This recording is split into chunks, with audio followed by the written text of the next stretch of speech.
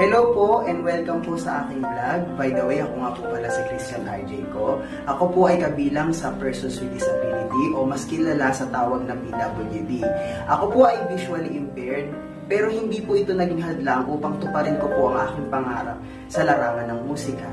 Sana po ay masamahan niyo po ako at masuportahan sa aking musical journey sa pamamagitan po ng pag-subscribe, like, and share ng aking pong mga videos. Maraming salamat po and stay positive in life.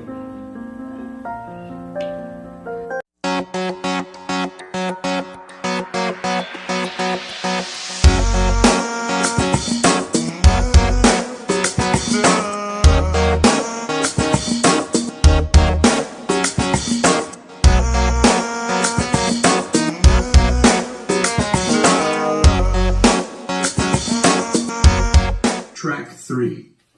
A new note, E flat.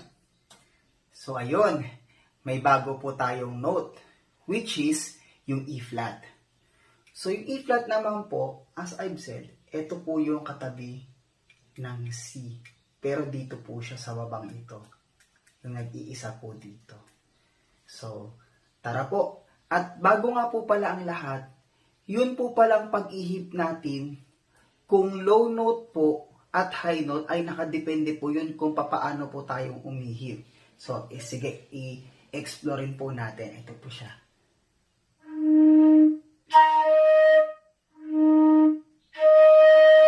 Depende po siya sa lakas ng ihip natin, yung pressure ng ihip po natin. So, tara, let's proceed po. Your new note, E flat, shows a flat sign. Keep your lips relaxed and your airstream cool and focused on the edge of the embouchure hole. Hinga po tayo Ready? malalim.